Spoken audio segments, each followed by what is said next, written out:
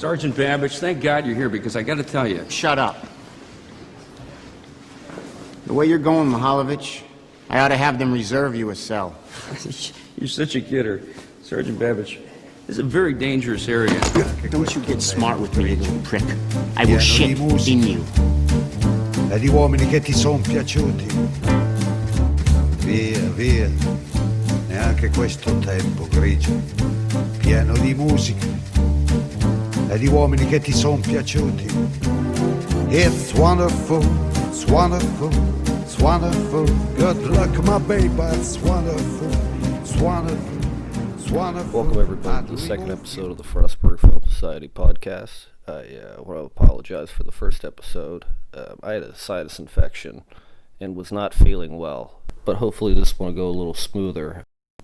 So this week we showed Welcome to Collinwood, which is the first large, well, we won't say large, it's the first outside financed film by the Russo Brothers, who would later on do two of the Captain America films as well as the last two Avengers films. Their story into the MCU is kind of an interesting one.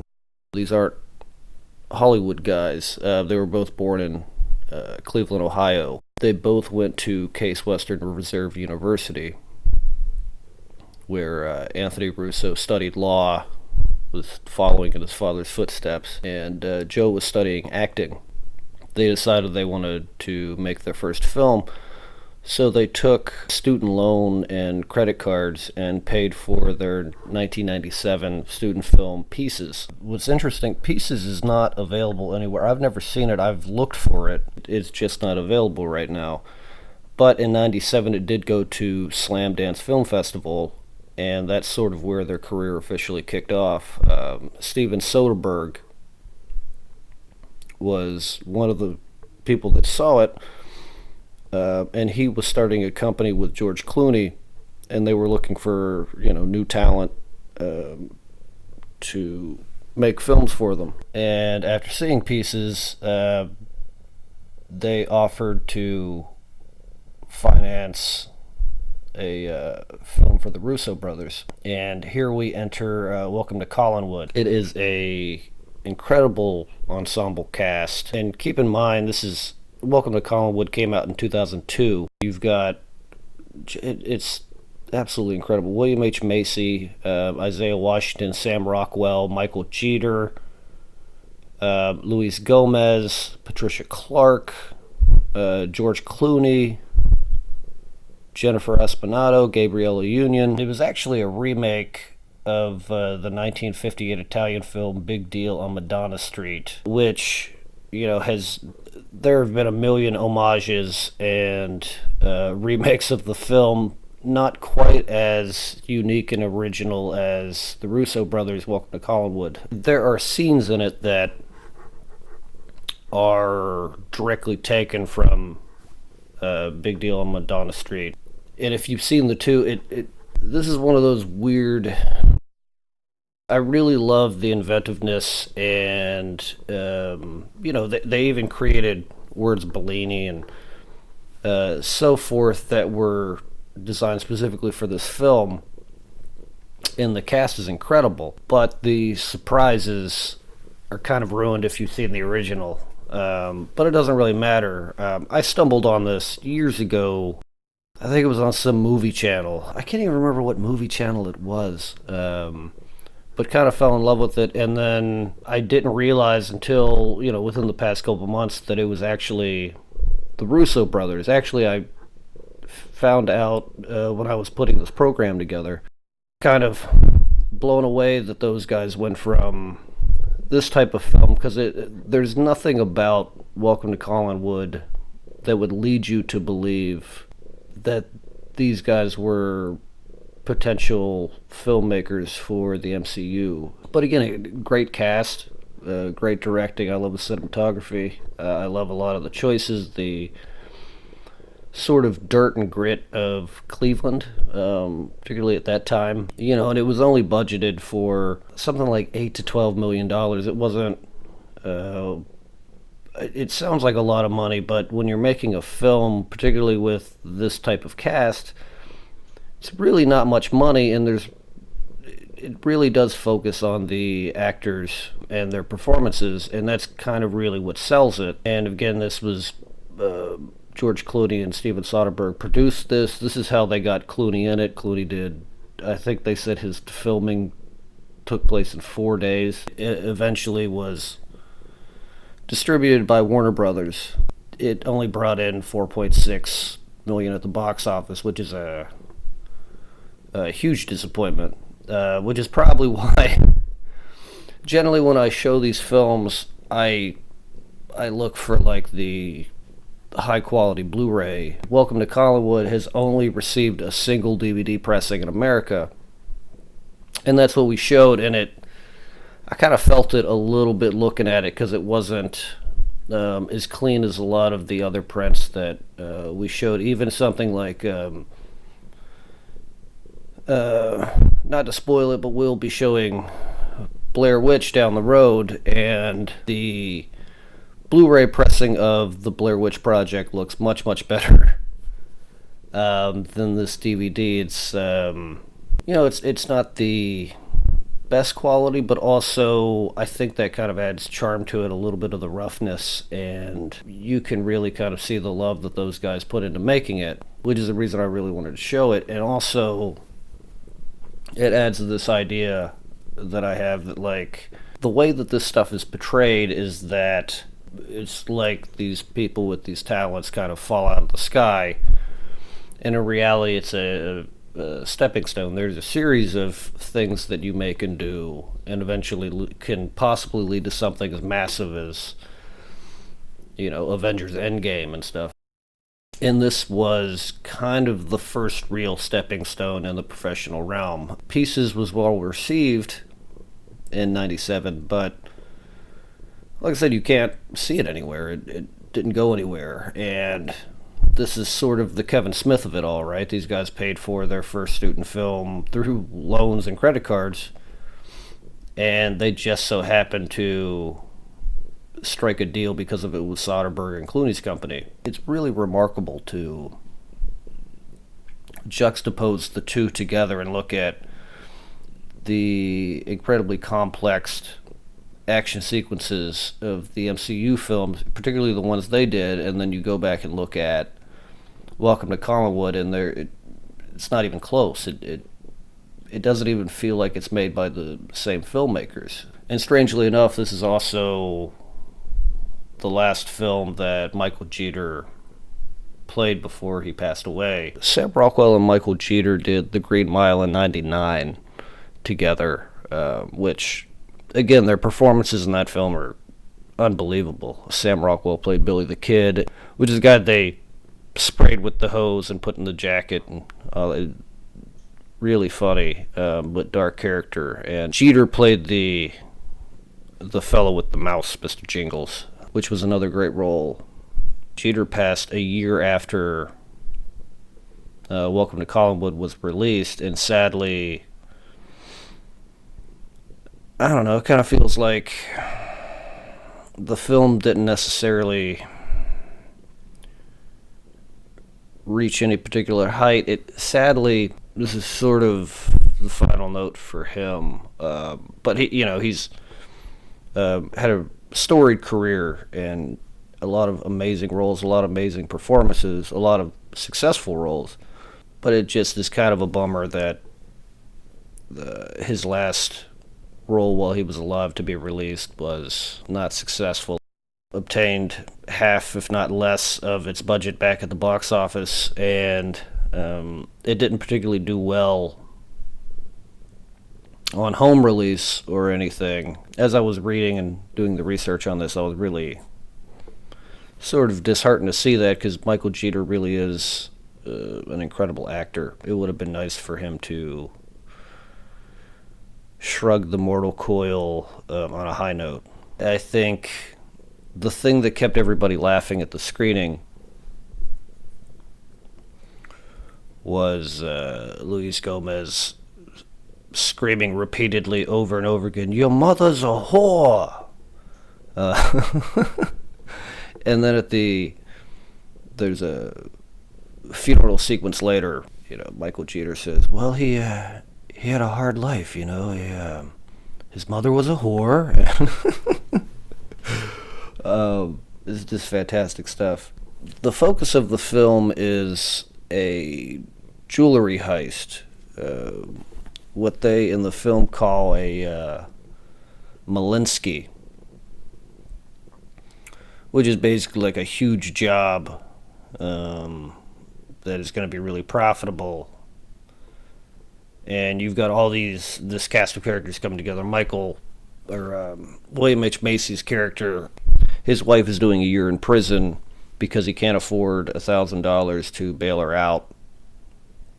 And they have an infant. Isaiah Washington's character is trying to stay out of trouble to be at his sister's wedding, and Sam Rockwell's character is a boxer that everybody thinks sucks and in fact loses a fight and kind of pushes him into doing the job. I know we're focusing this month on films that led to the MCU, and it seems strange that the guys that directed Welcome to Collinwood ended up doing some of the top-grossing films of all time. It seems very unlikely, but their path is sort of crazy. So after Collinwood, I'm sure, as anybody can guess, that there weren't a lot of people knocking at their doors to direct the next film. This one was considered a pretty serious flop, unfortunately. But again, it's a stepping stone. The film is really well made, and it's very funny and fantastic. It was nice sitting in a room full of people and everybody laughing at the same moment. It's one of my favorite things ever, which is why I worry that theaters are going to die. Because it really is a very unique experience. But lucky for them, FX was, putting a bunch of series together. They were a new network at the time. And the Russo Brothers were brought on to shoot the pilot for a series called Lucky that didn't really go anywhere, but Ron Howard saw their pilot and thought it was great, so he hired them on to work on not just the pilot but a ton of episodes for Arrested Development, and it was those two that sort of determined what the look of that show should be. And again, a great ensemble cast, of course, with Arrested Development, and they won Primetime Emmys for it. And in 2006 they wanted to take another swing at cinema, so they did the Owen Wilson comedy You, Me, and Dupree, which did wildly better. It made $130 million worldwide at the box office. Strangely enough, the year after You, Me, and Dupree, they worked on, it was 2 years, I believe, they did an ABC series called Carpoolers, which I've never seen. But Carpoolers led to, I think it had a lot more to do with their work on Arrested Development, but that led to them doing Community, which is the Dan Harmon-led NBC show, and you can really see a lot of their ideas that they were using in Arrested Development kind of go into Community and the look of that. And I believe that's why they were hired as well, is because they kind of had that vision for that type of TV. Community was well received, wildly so. Still to this day has a huge cult following. People still watch it. It was only around for 4 or 5 seasons, which is actually kind of a lot in television sitcom. But during the making of Community, they did what they call the paintball episodes, Paintball Wars, and because of how that was shot, because of how beautiful those sequences and the use of the camera in that caught the eye of Marvel Studios. So they brought them in to do Captain America the Winter Soldier. And that was released in 2014. Marvel was so pleased with that that they had them come back on and do Captain America Civil War, which was even more successful. They were in talks to do the all-female Ghostbusters reboot, but ultimately they decided to leave that project. But they came back in 2018 to do Avengers Infinity War, and that did $2 billion at the box office, which is incredible. They're noted as the third directors to break $2 billion. They're up there with James Cameron, J.J. Abrams, and then they did it again with Avengers Endgame, and broke box office records again. Now, they and James Cameron are the only directors to break $2 billion twice. And during promotion of Avengers Endgame, Joe Russo said, "Both the films ask the question, what is the cost of being a hero? The films are about community and heroes standing up against tyranny.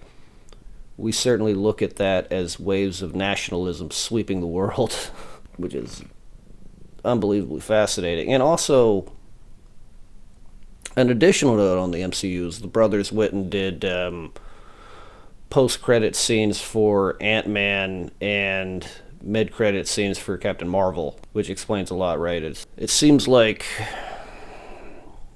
it was really before the Marvel movies. It kind of felt like, getting an audience to sit through credits was impossible, right? Like, people just wanted to go home. And so, depending, when I lived in California, there were people that would sit and stay to watch the credits. But in the rest of the country, it's really rare. It's not something that most people do. But the Marvel films kind of demand it, because you're going to get a teaser for the films coming up based on those scenes, so people kind of keep their asses in the chairs. And so, since then, the Russo brothers have gone on and continue to make really interesting stuff. Then they produced Everything Everywhere All at Once, which is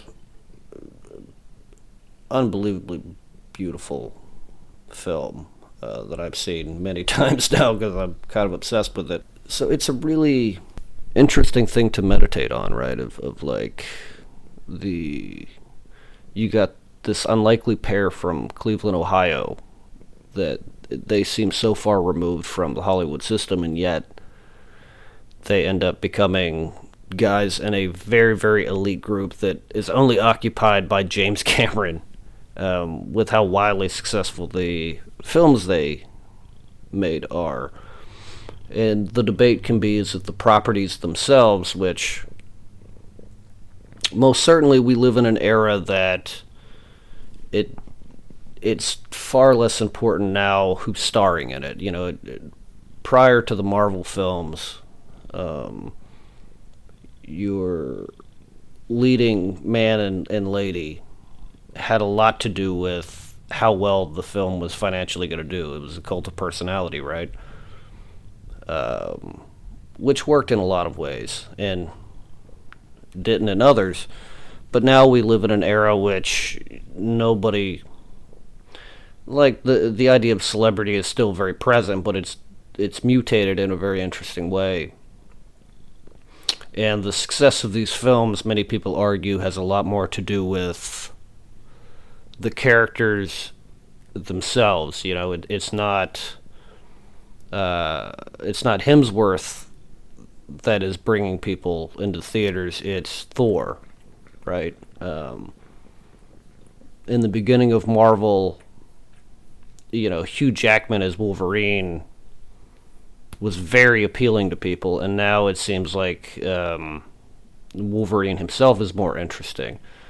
And I think people are like, Deadpool 3 is coming up.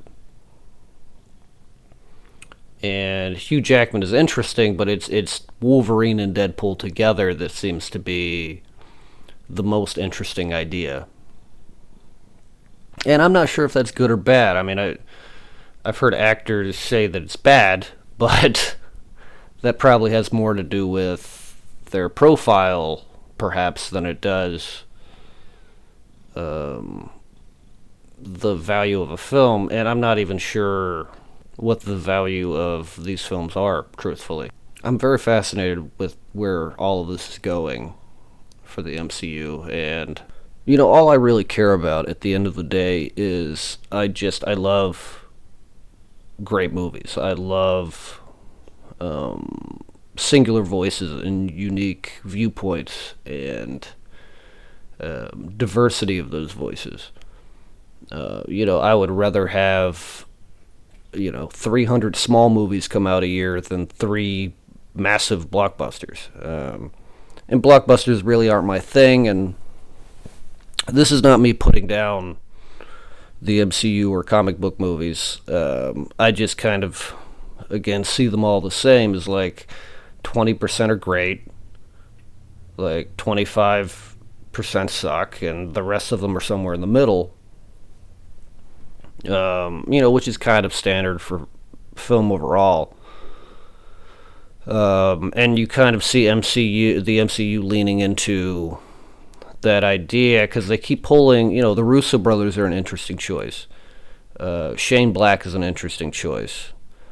Taika Waititi is maybe the most interesting choice they've made because Taika is one of my favorite modern day filmmakers now, especially Jojo Rabbit and kind of that wackiness that he brings into stuff, and what he added to Thor I think is an enormous improvement on the earlier Thor films, which were kind of standard boy loves girl type of stuff. Taika really brought a charm and a whimsy to it that kind of pushed it above that into really interesting territory. So, again, I'm not saying anything negative about the films. People love them, and those films will continue to be successful for a long time. Keeping up with the timeline is becoming more and more difficult. Because at this point, I think the most recent phase of the MCU is like 100 and something hours, which is insane.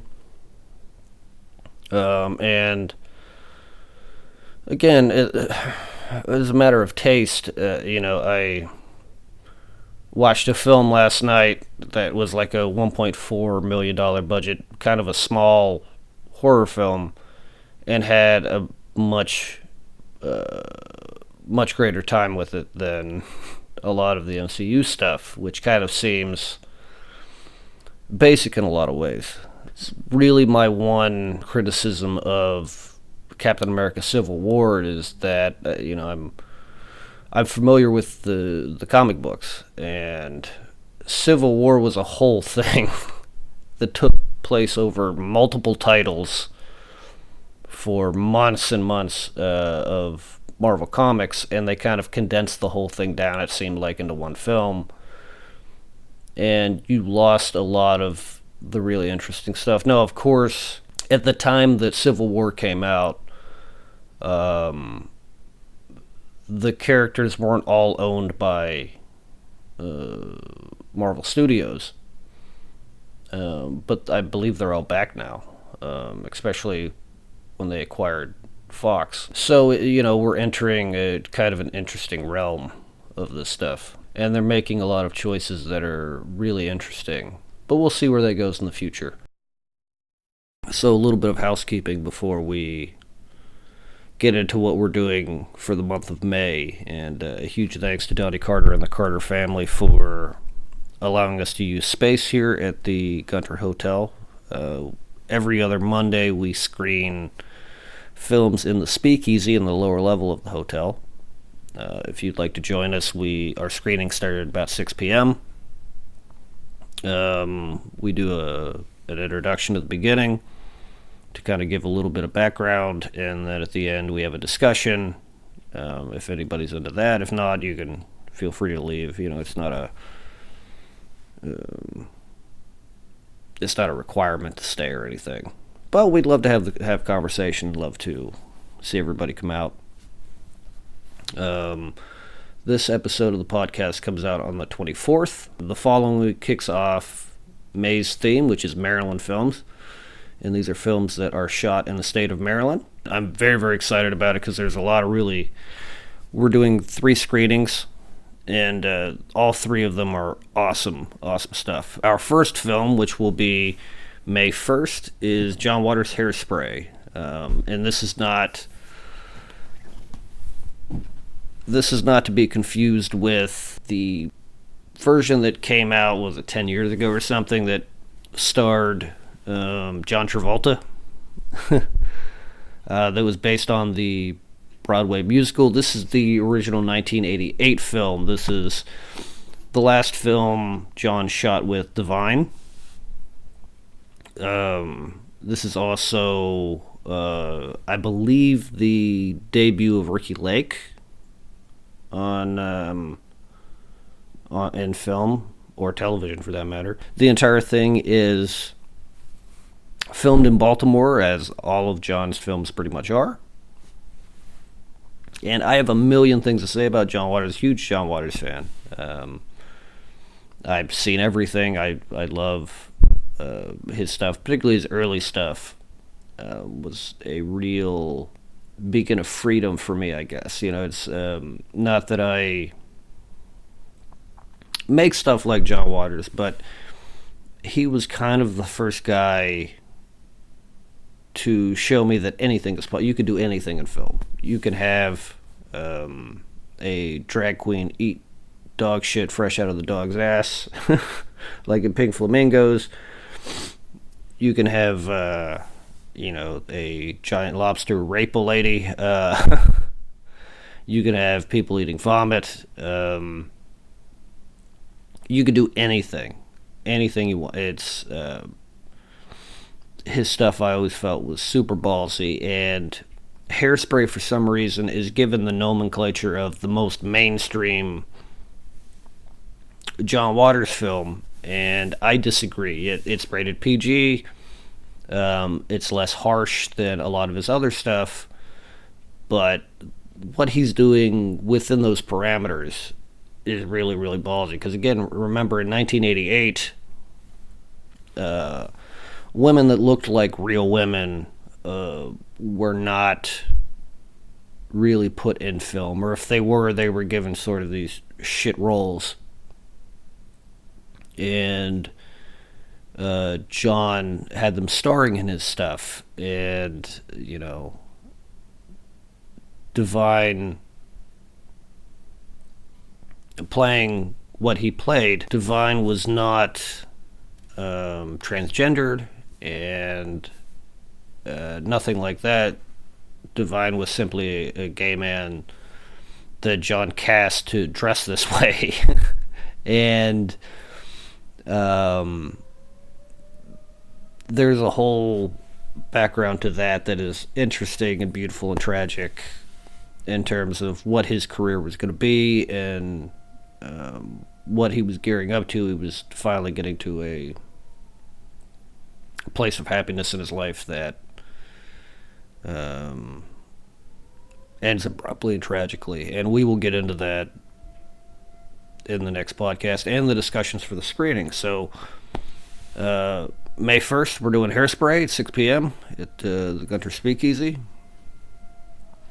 Also to note, additionally, a big thanks to the Maryland State Arts Council. We're one of their programs now. They have helped with funding for this thing and really kind of are the glue that allows us to do this and operate. Huge thanks to them. We're going to have our second screening on the 15th and our third on the 29th of May. So there are 3 films. All 3 films are really great, really interesting stuff, all made in Maryland. And if you have time, please come check us out. and see what we're doing. Another big thanks to everybody that came to the Welcome to Collinwood screening. I didn't quite expect the growth to be that big so quickly, and it was awesome to see. It was awesome to sit in a room full of people that were all laughing and sort of into the same thing. It was really nice to meet a lot of people. Some of you guys, you know who you are. I've known for a long time, but fresh faces coming in was a huge deal to me, and it was very, very nice, and I really appreciate it. I hope everybody had a good time. It seemed like they did, and we're going to keep this going the full year. If there are any questions, you can reach out to us on facebook.com/Frostburg Film Society. I'm on there like twice a week. I'm not the most feral social media guy. It's just not a thing in my repertoire. It's not a thing I'm particularly interested in, but I do it to kind of communicate things with everybody, and all of our news and stuff goes on there. The folks here at the Gunter have also been sharing posts and getting the word out that way, so big thanks to them. And until May 1st, hope everybody has a good week. Bye.